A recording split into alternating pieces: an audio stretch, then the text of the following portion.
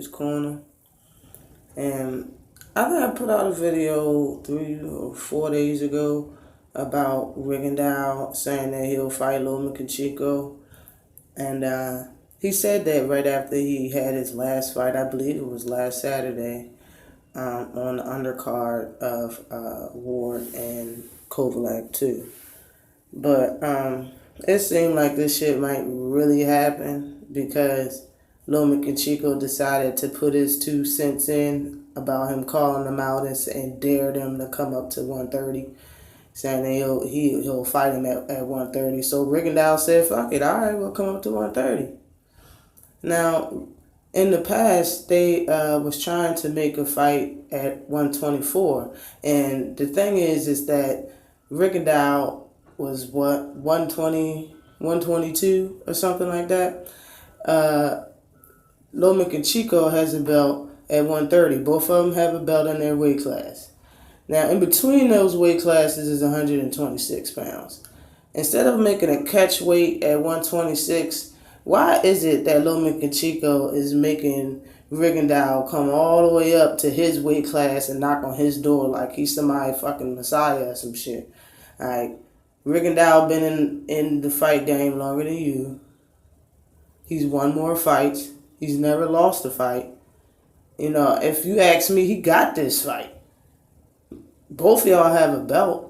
There's nothing decorated more about Lomachenko than Rigondeaux, if you ask me. And why is it that he got to come up to his door like he Floyd or something? Like, how come y'all can't make a catcher? You're already fighting a smaller fighter. He's short as shit. I think Rigondeaux's like 5'5", some shit like that. He's short as shit. Like, you don't have the reach advantage. I made the video stating that. Like, both of y'all height and your reach, but your reach is like fucking, I think Rigondeaux got a 2-inch reach advantage on Lomachenko, but Lomachenko got a 4.5 or 5-inch fucking height advantage.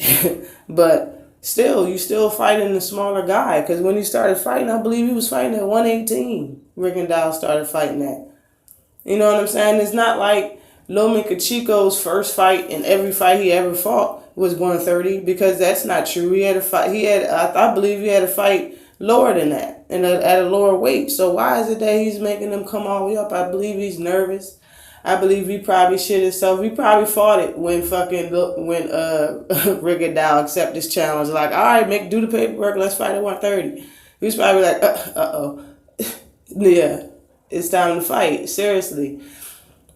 And I agree with what I still believe the same thing that I said in the first video, and I agree with other people are saying about this fight, that Lomachenko basically has good footwork and he puts together combinations. But that's the same thing Rigondeaux has.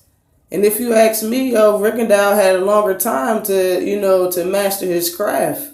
Like Lomachenko only had 9 fights. That's the bottom line. You can be as good as you.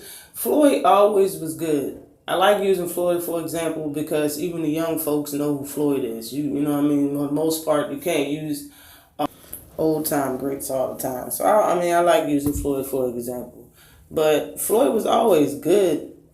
But you can ask him, he could tell you that he wasn't, like, every fight he got better until he reached that point where, he knew nobody could beat him. But it wasn't within 10 fights. I guarantee you, every fighter that's fought 30 fights would tell you that shit. Like, yeah, I still got better after my 10th fight, of course. Like, type of fucking question is that? But, people are hung up on these 9 fights, like, for real.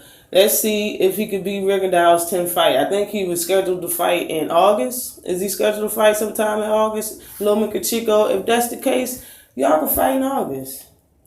I bet you Rigondeaux won't say no to it. Just because. And I'm glad. It's like his whole little fan base getting a chunk taken out of him. If he fights him, and if Gervonta Davis fights Toledo, because Gervonta Davis got that fight. If both of them fights happen, yeah.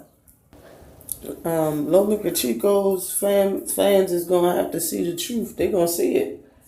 If them 2 fights happen, they're going to see it. Maybe he ain't that good. Because he's going to get another L if he fight Rigondeaux. And the person that he lost to will fucking lose by technical knockout or slam knock the fuck out if he fights Gervonta Davis. And that's just what time it is.